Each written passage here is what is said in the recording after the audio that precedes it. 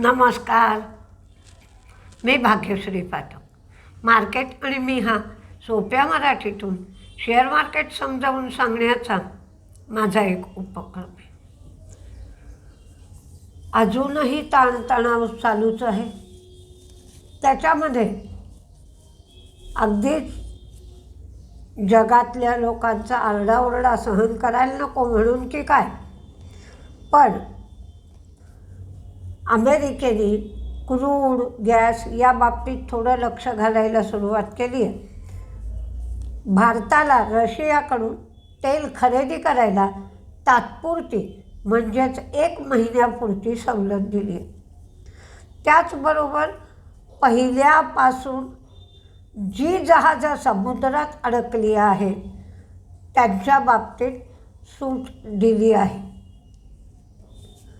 पण अजून काही खुमखुमी संपली नाही हाच शब्द अधिक योग्य वाटेल. कारण ट्रम्प आता सांगतायत की इराणच्या नंतर आम्ही क्युबाचा नंबर लावणार आहोत. क्युबा म्हणजे भारत पाकिस्तानसारखीच अवस्था आहे. कम्युनिस्ट देश आहे. तिथे हुकुमशहा होता फिडेल कॅस्ट्रो. तो कायम अमेरिकेला खराब बोलत असे किंवा आपल्या भाषेत म्हणू आपण शिवीगाळ करत असे. त्यामुळे क्युबावर अमेरिकेचा राग आहे. तर इराण नंतरचा मोर्चा आम्ही क्युबावर वळवू. इराणमध्ये आत्ता जो अपॉइंट केला आहे खामेनीचा मुलगा, तर तो लहान आहे किंवा एवढा अजून कळण्या एवढा मोठा झाला नाही असं ट्रम्पचं म्हणणं आहे, म्हणून तो आम्हाला मान्य नाही. तर तिथे कोण नेमायचा या बाबतीत आमची मंजुरी घेणं आवश्यक आहे असं ट्रम्पचं म्हणणं आहे. त्यामुळे इराणबरोबरचं युद्ध लवकर थांबेल असं काही वाटत नाही. बॉन्ड यील्ड 4.14 आहे. डॉलर इंडेक्स 99.31 आहे. आणि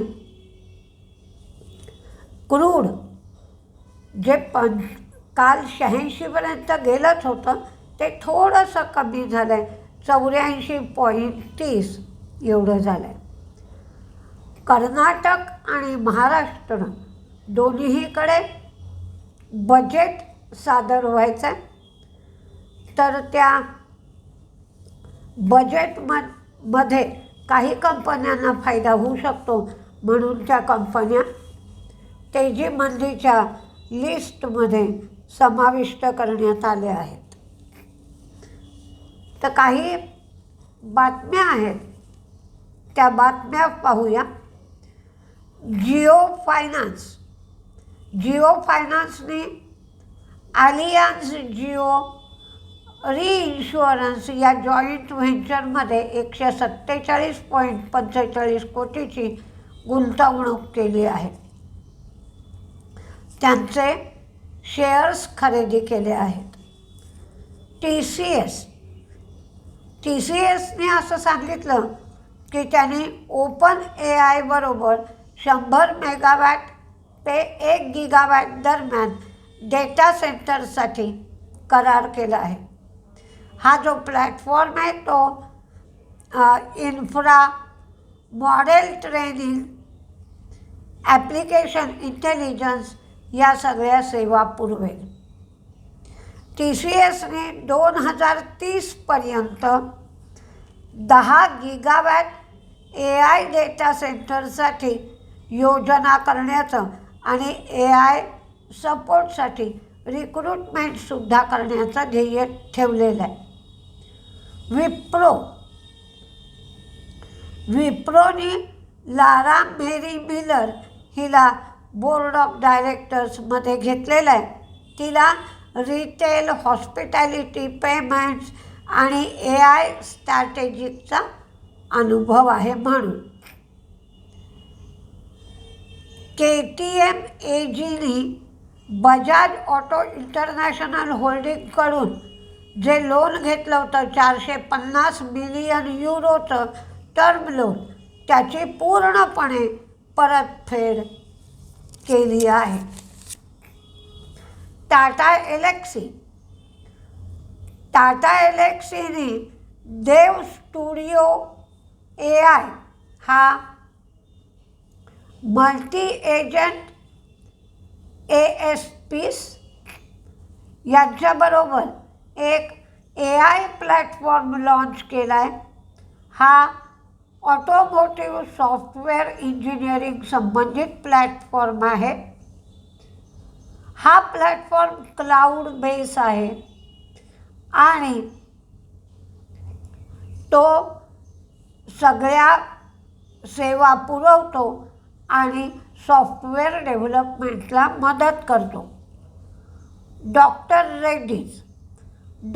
रेड्डीच्या श्रीकाकुलम मधील तपासणीमध्ये त्यांना व्हॉलेंटरी ॲक्शन इनिशिएटेड म्हणजेच VAI असा क्लास दिला आहे आणि त्यांची तपासणी पूर्ण केली आहे.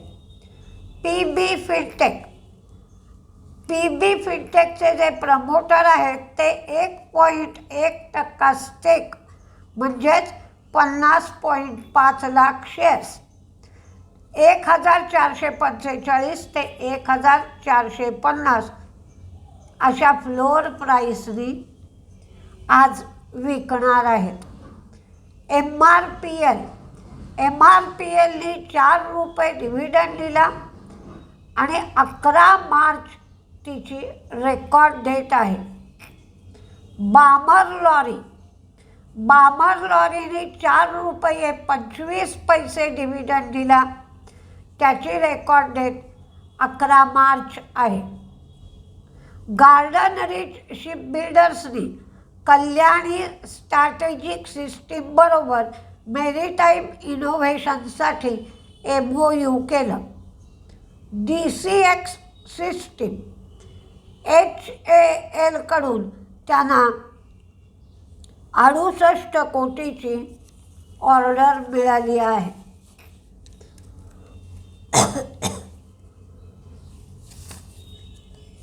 जॅगल प्रीपेडनी ब्लू स्टार बरोबर MOU केलेला आहे. त्यामुळे जॅगल सेव्ह प्लॅटफॉर्मवरून एम्प्लॉईज एक्सपेन्सेस मॅनेजमेंट आणि बेनिफिट सोल्युशनसाठी उपयोग होऊ शकेल. BMWने IOC बरोबर पाईप्ड नॅचरल गॅससाठी MOU केला आहे. तर आपण आता कुठलं काय तेजीत राहील आणि काय मंदीत राहील हे पाहूया. तर पहिल्यांदा तेजीचे शेअर सांगते. Samhi hotel SAMHI, NMDC, Karnataka Bank, Metropolis, Aurobindo Pharma, Radico Khaitan, Orkla म्हणजे ORKLA, Shilpa Medical, doctor Reddy's, Lemon Tree, मॉइन, Oberoi Realty, Power Finance Corporation, Godrej Property, Chola Finance, Grasim, Blue Star, Schaeffler, Larsen and Toubro, HAL, Tata Elxsi, Sun Pharma, Mazagon Docks, Canara Bank, Titan, Amber, Bajaj Finserv, DCM Shriram, Garden Reach, Bandhan Bank, Maithan Alloys, Navin Fluorine, ABSL, AMC. तर मंदीमध्ये Gland pharma, कारण Gland फार्माचं target 1525 एवढं दिलं आहे. आणि Hindustan zinc. पण मला एक गोष्ट सांगावीशी वाटते आहे, ती म्हणजे आता इन्व्हेस्टर आणि ट्रेडर असं मिक्सचर करावं लागेल आपल्याला आत्ताच्या वातावरणामध्ये. म्हणजे शेअर खरेदी करण्यासाठी इन्व्हेस्टरसारखा विचार करायचा आणि विकण्यासाठी ट्रेडरसारखा विचार करायचा. म्हणजेच कसं, थोडंसं आपल्या बायकांच्या दृष्टीने सांगायचं झालं तर आपण नेहमी लोणचं कसं वर्षभरासाठी घालतो, पण जर आपल्याला पूर्ण संपून गेलं असेल तर थोडं लोणचं महिन्याभरासाठी घालतो आणि बाकीचं वर्षासाठी घालतो. तसंच काही मिक्सचर मार्केटमध्ये सुद्धा करावं लागेल. इन्व्हेस्टमेंटसारखा विचार केला तर आपण स्वस्त आणि चांगले शेअर घेतो, कारण ते आपल्याला बरेच दिवस ठेवायचे असतात. पण त्याचा अर्धाच भाग घ्यायचा की स्वस्तात घ्यायचे, चांगले पण शेअर घ्यायचे. पण पुढे काय होईल हे माहीत नाही. आपण जो खरेदी केला आहे भाव त्याच्यापेक्षा आणखीन कमी भावाने मिळू शकतात. म्हणून जर आपण 100 शेअर घेतले असतील तर भाव वाढला, 7-8% प्रॉफिट मिळतोय, तर ते त्याच्यातले 75% शेअर म्हणजे 100पैकी 75% शेअर 75 शेअर विकून टाकायचे ट्रेडर्सच्या दृष्टिकोनातून आणि पुन्हा तेच शेअर आपल्याला अजून स्वस्तात 50-100 रुपये कमी भावात मिळत आहेत का बघायचे. असं जर मिक्सचर केलं तर आपण आत्ताचा जो शेअर मार्केटचा कालखंड चालला आहे त्या कालखंडामध्ये अधिक फायदेशीर राहू शकू आणि टिकूनसुद्धा राहता येऊ शकेल.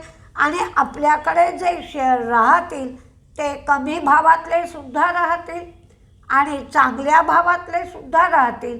आणि जे शेअर आपण विकू, ज्या शेअरमधून काहीसा प्रॉफिट मिळेल, त्या प्रॉफिटमुळे आपली शेअरची कॉस्ट तेवढ्या प्रमाणात कमी होऊ शकेल. हे धोरण मी स्वीकारले. तुम्हाला पटत असलं तर तुम्ही स्वीकारून बघा. तुमचा जर फायदा होतो आहे असं वाटलं तर तुम्हीसुद्धा हे धोरण स्वीकारू शकता. आत्ताच्या काळाला हेच धोरण योग्य आहे. बाकीच्या बाबतीत आपण जसे काळानुरूप काही बदल करतो तसंच आत्ताच्या वातावरणामध्ये बदल करणं आवश्यक आहे. कारण हे ताणतणावाचं किंवा युद्धाचं वातावरण लवकर संपेल किंवा नॉर्मल होईल सगळीकडे असं वाटत नाही. ते लांबेल असं वाटतं आहे, अडचणी वाढतील असं वाटतं आहे. तर आपण आपल्याच व्ह्यूमध्ये बदल केला पाहिजे. आपल्यामध्ये बदल करून कसा जास्तीत जास्त फायदा मिळवता येईल याचा प्रयत्न करायला हवा. बघा, तुम्हाला जो फायदेशीर बदल वाटेल तो करून बघा. आधी थोड्याफार प्रमाणात ट्राय करून बघा आणि जर त्यात फायदा वाटला तर तो पुढे चालू ठेवू शकता. बघूया आज आता नवीन प्रकार काय होतोय ते. कालचा प्रकार मात्र खूपच विचित्र होता. 2-2:15 वाजेपर्यंत मार्केट नीट चालू होतं. 2:15 वाजता बातमी आली की इराण बॉम्ब बनवणार नाही जर अमेरिकेने त्यांच्या अटी मान्य केल्या तर सगळ्यांचं लक्ष कोणत्या अटी लावल्या आहेत याकडे होतं. पण ज्यांना लॉस होत होता त्यांना पोझिशन कव्हर करायच्या होत्या. धडाधड मार्केट वाढत गेलं. साधारण 1100 पॉईंटपर्यंत मार्केट वाढलं आणि 3 ते 3:15च्या आसपास उलटी बातमी आली की आम्ही कुठल्याही प्रकारे माघार घेत नाही आहोत. ही सगळी जी बोलणी आहेत ती युद्ध सुरू करण्याच्या पूर्वीची आहेत. ठरल्याप्रमाणे 10 दिवस अमेरिका थांबली नाही. रमजानच्या काळातच युद्धाला सुरुवात झाली आहे. शाळेतल्या 150 मुलींचा मृत्यू झाला आहे. त्यामुळे आम्हाला अमेरिकेबरोबर आता कुठलीही वार्ता करायची नाही अशी बातमी आली 3 ते 3:15च्या आसपास आणि पुन्हा मार्केट धडाधडा पडायला सुरुवात झाली. तर असं आता होऊ शकतं की कुठली तरी बातमी येणार, मार्केट अचानक पडणार, पुन्हा काही सवलती दिल्या जाणार, मार्केट वाढणार. हे तर आता रोजचं होणार. तर हे सगळं आपल्याला अंगवळणी पडून घ्यावं लागेल आणि याच्याबरोबरच काही दिवस आपल्याला वाटचाल करावी लागणार आहे. बघूया आज काय काय होतं आहे ते. नमस्ते.